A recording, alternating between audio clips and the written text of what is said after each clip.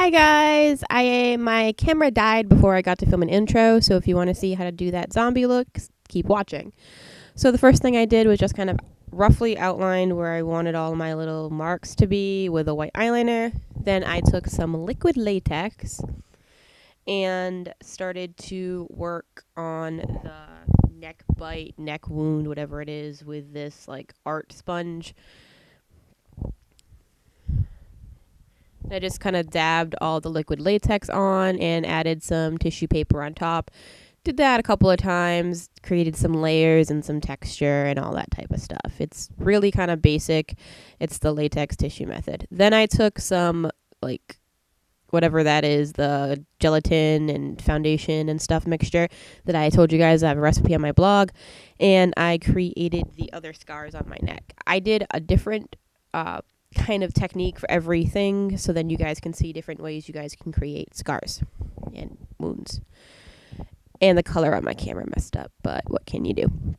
And you just kind of lay it out on the skin like so. It can't be hot, which you can see I'm kind of hesitant at first, and then once I realize it is the right room temperature, I just kind of start slathering it on there and kind of blending down the ends as best as you can so it like blends into your skin, obviously. And I just kind of put that all over the place. This is a really nice technique because it just like blends into your skin really nicely, especially if you use a foundation that is a really good match for your skin. It basically just looks like regular skin, and it's really cool to make wounds with. As I said, I have a recipe for this on my blog. It's the same recipe that you use for blood, except for food coloring, you add foundation. And I'm just blending it. It's a very tedious process, but it dries faster than liquid latex, and it's nice if you are allergic to latex. And I'm just using a craft store little spatula thing.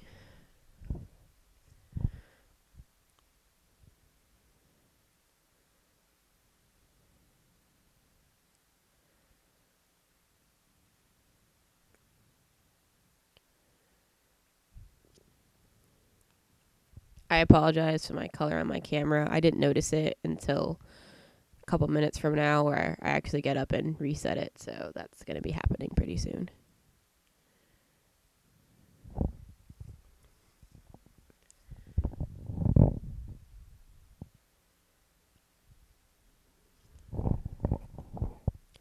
And now I'm taking scar wax and a spatula, and this is going really fast.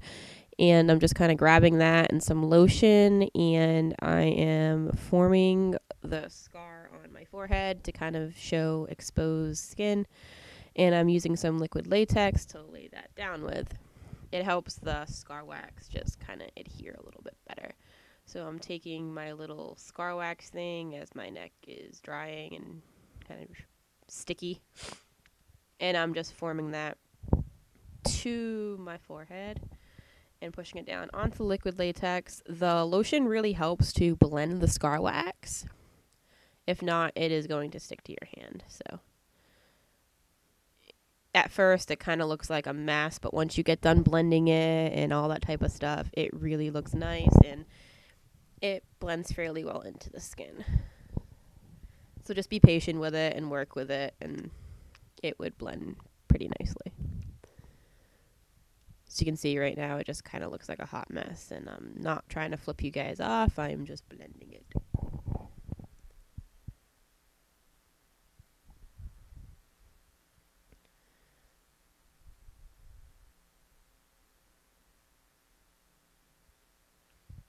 It also helps when you're blending it to kind of lift it up a little bit so you can kind of look like teared skin. And if you need more, just get it. I love this Ben Nye Scar Wax. I think it works so much better than the kind you can get at like iParty or Party City. I don't know what's different about it. The kind that you can get at like party stores and stuff doesn't really blend as well, or isn't really like more pliable. Like I couldn't take it in my hand and create those little roly little worm-like things. It was just difficult.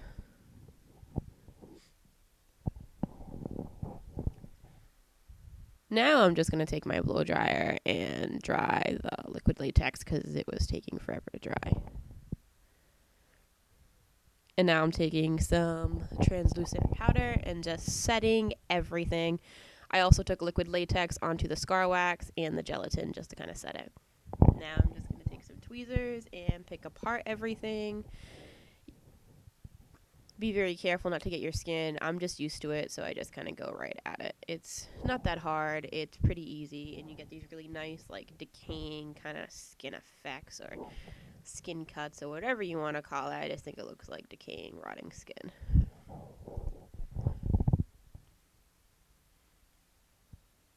But like I said, if you're not used to it, be really careful not to get your actual skin with this. I'm just kind of pulling it and letting it create natural little tears and stuff.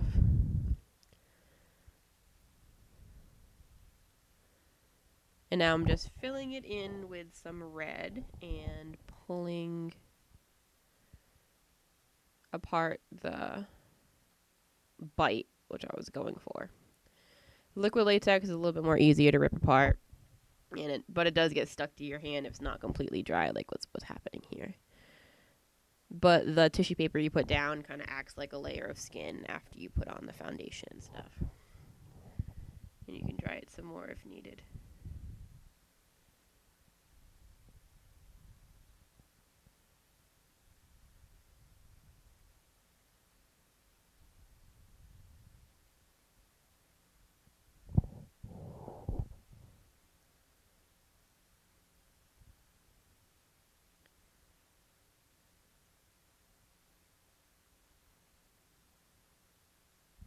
And make sure to put powder on top of it because liquid latex does tend to stick together.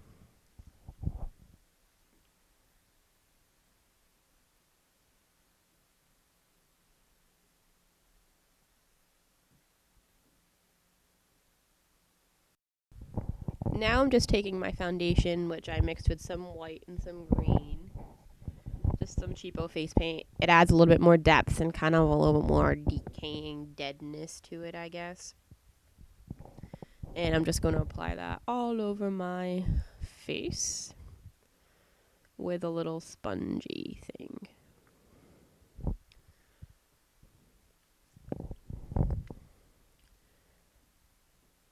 It's better if you rip the little sponge thing because it kind of distributes better, and wetting it also helps blend it out because you just mix foundation with that face paint cream, which can be a little bit difficult to work with.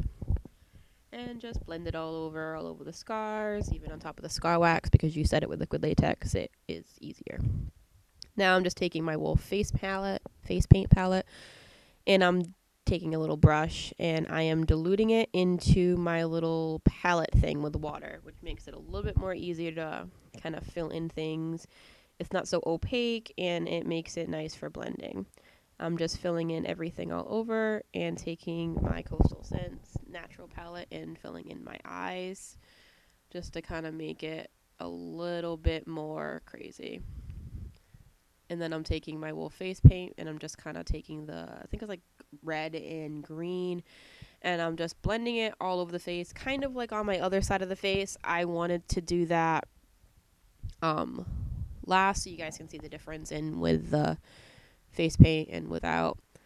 And I'm just kind of patting red, green, and some like purple all over the place, putting some purple in my little corner of my eye and filling in everywhere else with it, just to kind of make it look dead and decayed and all that type of stuff.